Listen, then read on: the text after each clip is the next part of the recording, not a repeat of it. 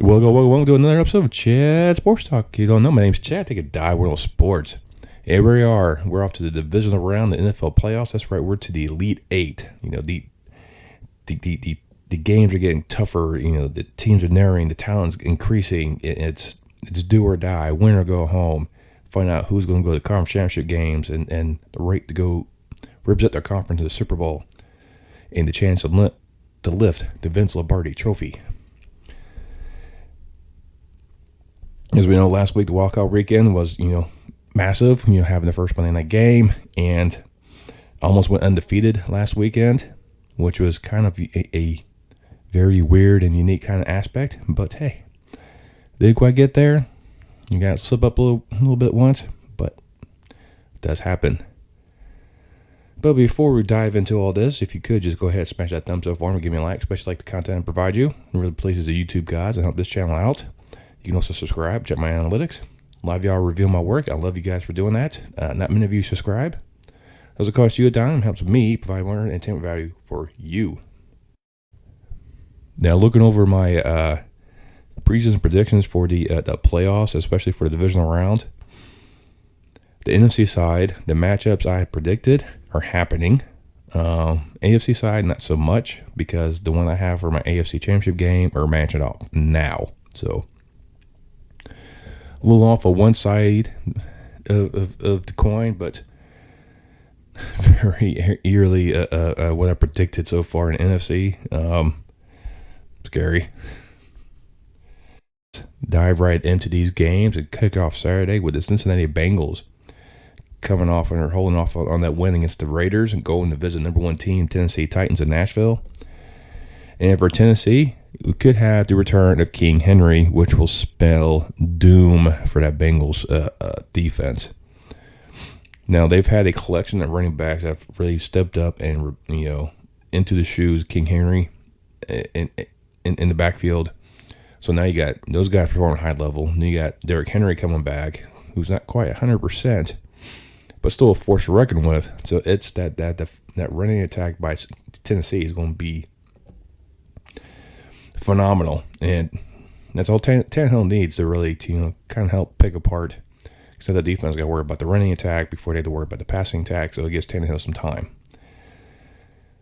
Now on the other side, for Cincinnati, they are missing a lot of defensive players. Hendrickson will be starting this weekend, but I'm sure I'll butcher this poor man's name, but Njongbe will be out. And he was one of those big defensive guys up front that spilled havoc for the Raiders in the first half of their game. He will not be back. But the Bengal connection of Burrows and Chase is something that the Titans will concentrate on immensely. If you do that, other key members will kind of help out, because if you give Joe Burrow enough time, he will pick you apart. And Tennessee's defense is good enough not to allow that. So, with that being said, it looks like it's going to be like a one-sided type of affair. Right now, Tennessee's favored by 3.5. I see it almost like that. I think it's going to probably be like a 6-point victory. But I do see Tennessee winning and hosting the AFC Championship game. Next, you get the other number one seed, the Green Bay Packers, playing host to San Francisco 49ers. This, of course, is a rematch from Week 3, in which Crosby hit that walk-off game-winning field goal against the 49ers because the 49ers gave Rodgers too much time to march down the field. It's going to be another bone-chilling game in Lambeau. Cold January game in Lambeau. In Green Bay, Wisconsin? Really? Yeah, it's just a natural thing. And the Packers right now are undefeated at home. The only NFL team to do that. But as we know, the NFL doesn't really care about that, because Arizona had the best road team in the NFL, and they stumbled against the Rams last week. And the 49ers had a great win in Dallas. Barely held on to win that one. Jimmy G will find a way to keep the Packers in this. And it's just, I think this is Aaron Rodgers. I think this is his last hurrah. This is his last dance. He's going to have Cobb back, which is, a key aspect for him. I mean, the rapport he has with Devontae Adams. I mean, it's just too much. The Packers defense will do enough. Green Bay will be able to work around that 49ers defense. And right now, Green Bay's favored by 5.5. It's going to be closer than that. It's going to be another Crosby game time decision, basically, where Green Bay will go to the NFC Championship game on the leg of Crosby. So Packers beat the 49ers. And then Sunday, you have the Rams visiting Tom Brady and the Buccaneers. This is also another rematch of Week 3, in which the Rams won 34-24. But a lot has changed between those games. For the Buccaneers, they no longer have Fournette, Godwin, AB. And for the Rams, now they have Von Miller. There wasn't with them during that game. So, and there's a possibilities of some of the offensive line guys that could be not ready in time for this matchup. So that's another thing I kind of look out for is if you're missing, that offensive tackle, that's going to spell doom because then you got Von Miller or Darnold coming off that end, and Tom Brady's not going to have any time. Tom Brady's not going to have much time anyways with his Rams defense. And with good defenses, Tom does struggle. It's been proven time and time again. If you can get in his grill, you throw him off and you frustrate him. I mean, it showed in that Week 3 game where he's taking it out on those Surface Pros. I see it happening again.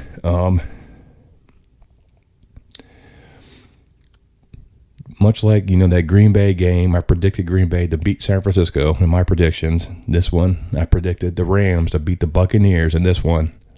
And I'm going with that. So that way the Rams would head up to Lambeau. I mean, the Rams team is built to win now. And this is a great challenge for them to go into Tampa Bay and knock off the defending champions.